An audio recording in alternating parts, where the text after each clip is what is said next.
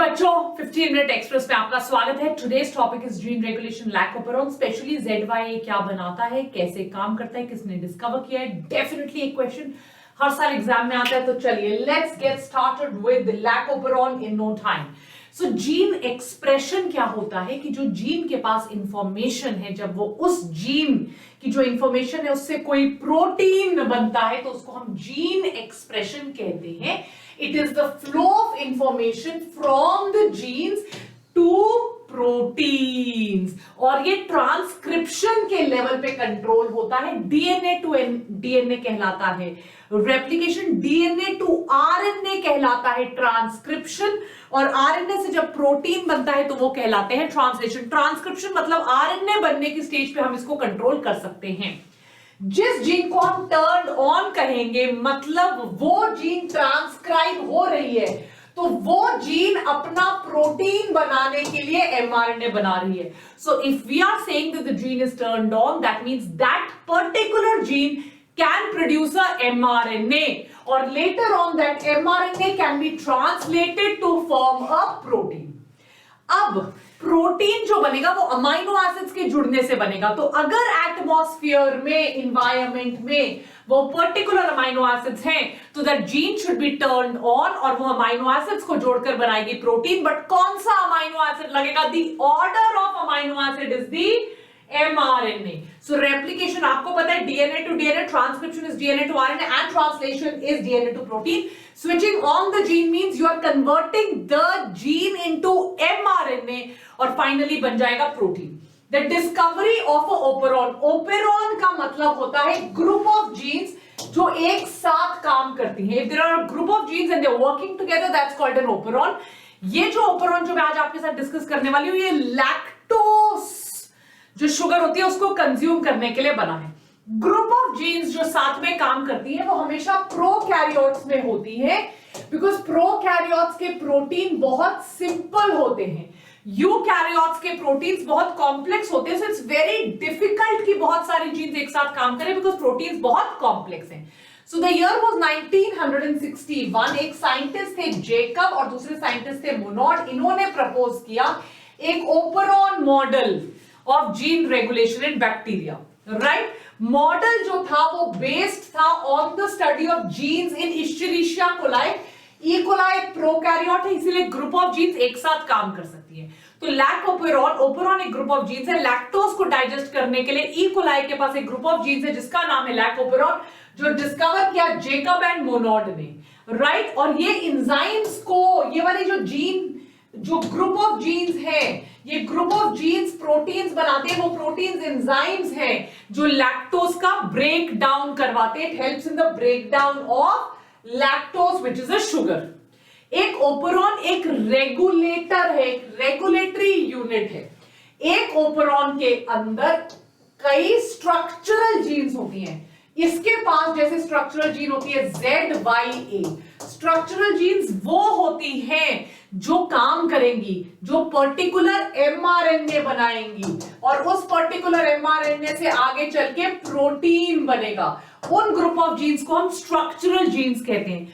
वो group of genes एक promoter के अंडर होंगी। So operon is a group of genes under one promoter.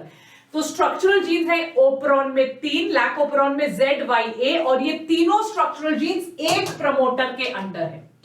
ये पॉलीसिस्ट्रॉनिक एमआरएनए बनाएंगे जो मैंने अभी आपको बोला, जो प्रोकैरियोट्स में होता है। सिस्ट्रॉन इज अ जीन जो एक प्रोटीन के लिए कोड करे। पॉलीसिस्ट्रॉन का मतलब होता है बहुत सारे प्रोटीन्स बन रहे हैं, बहुत एमआरएनए बन रहे हैं।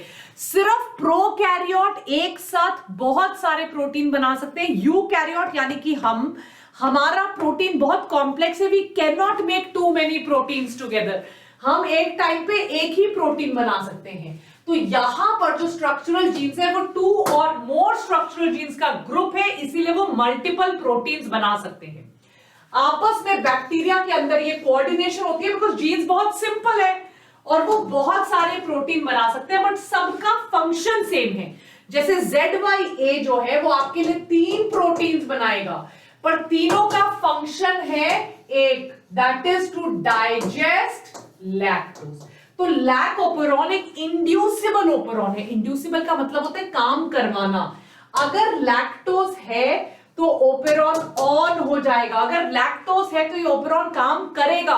दिस इज इंड्यूसिबल ओपेरॉन कि lactose as an energy source है, अगर लैक्टोज है तो काम होगा। ग्लूकोज अगर कम है, देखो बेटा बैक्टीरिया को चाहिए एनर्जी, अब वो एनर्जी या तो ग्लूकोज से ले ले या लैक्टोज से ले ले। अगर ग्लूकोज नहीं है, अगर ग्लूकोज लो है, अगर तो ग्लूकोज होता तो डायरेक्टली ग्लूकोज से ले लेता, लैक्टोज की जरूरत ही नहीं पड़ती। पर ग्लूकोज जब नहीं है तब वो लैक्टोज को करेगा यूज, और लैक्टोज को यूज करने के लिए उसको 3 जीन्स चाहिए। वो 3 जीन है ZYA, और ये तीनों जीन बनाएंगे 3 प्रोटीन जो एक ऑपरेटर के अंदर है। अगर इंसुलिन है तो डायरेक्टली इंसुलिन ले ले, पर अगर मतलब ग्लूकोज है, इंसुलिन कह रही हूं, अगर ग्लूकोज है तो डायरेक्टली ग्लूकोज ले ले। पर अगर ग्लूकोज नहीं है, अगर ग्लूकोज नहीं है तो भैया लैक्टोज लो और उसको ग्लूकोज में कन्वर्ट करो। अब आते हैं रेगुलेटरी जीन। क्या क्या होता है एक लैक ओपेरॉन में? सबसे पहले होता है प्रमोटर। प्रमोटर पे अटैच होती है आरएनए बनाने वाली एंजाइम आरएनए पॉलीमरेज। एक होता है ऑपरेटर, अगर काम रुकना है, लैक रिप्रेसर। रिप्रेस का मतलब होता है स्टॉप करना। अगर ग्लूकोज है, डायरेक्टली ग्लूकोज है, और जब डायरेक्टली ग्लूकोज है तो लैक्टोज की जरूरत नहीं है। तो अगर डायरेक्टली ग्लूकोज है और लैक्टोज की जरूरत नहीं है, काम मुझे रोकना है, राइट? ग्लूकोज है और मुझे नहीं चाहिए लैक्टोज से कुछ बनाना, क्योंकि डायरेक्टली ग्लूकोज है, मुझे काम रोकना है। तो रिप्रेसर है, एक ऐसा मॉलिक्यूल है जो काम को रोकेगा, और वो लग जाएगा ऑपरेटर पे और काम रुक जाएगा, राइट? लैक रिप्रेसर बनाने वाले जीन का नाम होता है आई जीन। आई ये रिप्रेसर और रोकने वाले मॉलिक्यूल को बनाती है, राइट एवरीबॉडी? और एक कैटाबोलाइट एक्टिवेटर प्रोटीन होता है जिसको कैप कहते हैं, ये एक्टिवेट करता है प्रोसेसेस को। ज्यादा इंपॉर्टेंट नहीं है, इंपॉर्टेंट है प्रमोटर जीन जिसपे आरएनए पॉलीमरेज लगेगा और काम शुरू होगा। ऑपरेटर जीन जिसपे अगर रिप्रेसर स्टॉप करने वाला लग गया तो काम रुक जाएगा, और आई जीन जो रिप्रेसर बनाएगी। अब आते हैं लैक आई जीन पे। लैक जो आई जीन होती है वो ओपेरॉन का काम नहीं करती, उसका काम होता है सिर्फ एक काम को रोकने वाला रिप्रेसर प्रोटीन बनाना। इसका सिर्फ एक काम होता है रिप्रेसर बनाना। रिप्रेसर का काम होता है स्टॉप, और स्टॉप कब होगा? When glucose is present. जब अपने आप ही ग्लूकोज प्रेजेंट है तो काम रुक जाए, क्योंकि लैक ओपेरॉन ऑन कब होना चाहिए? काम होगा कब? जब ग्लूकोज नहीं है और लैक्टोज है, तभी काम होना चाहिए। तो लैक रिप्रेसर एक टेट्रामर, एक काम ऐसा करते हैं, इसके 4 कोने होते हैं और एक काम रोकता है, रिप्रेस करता है। अगर ये रिप्रेसर ऑपरेटर पे लग गया, देखो इसके यहां पे वी बना हुआ है, राइट? अगर ये जाकर यहां लग गया इस वी पर, तो फिर आपका ये ZYA स्ट्रक्चरल जीन काम नहीं करेगी। पर अगर रिप्रेसर नहीं लगा तो आरएनए पॉलीमरेज आकर लग जाएगी और ZYA काम करेगा। ZYA के 3 काम होते हैं। लैक Z जो होता है वो आपके लिए बनाता है बीटा गैलेक्टोसाइडेज। ये लैक्टोज को तोड़ती है, लैक्टोज को तोड़ती है इनटू गैलेक्टोज इन ग्लूकोज। देखो कहानी आई सारी ग्लूकोज पे, क्योंकि हमें ग्लूकोज चाहिए, और लैक्टोज को कन्वर्ट करती है एलोलैक्टोज में, जिसको तोड़ा जाता है ग्लूकोज और गैलेक्टोज में। लैक वाई का काम होता है लैक्टोज परमिएज। ये जरूरी होती है ट्रांसपोर्ट ऑफ लैक्टोज और लैक्टोज जैसे मॉलिक्यूल्स का इन द सेल। और लैक ए होता है ट्रांस एसिटाइलेज, जो मॉडिफाई करता है लैक्टोज को इनटू एलोलैक्टोज, जिसका ब्रेकडाउन होता है।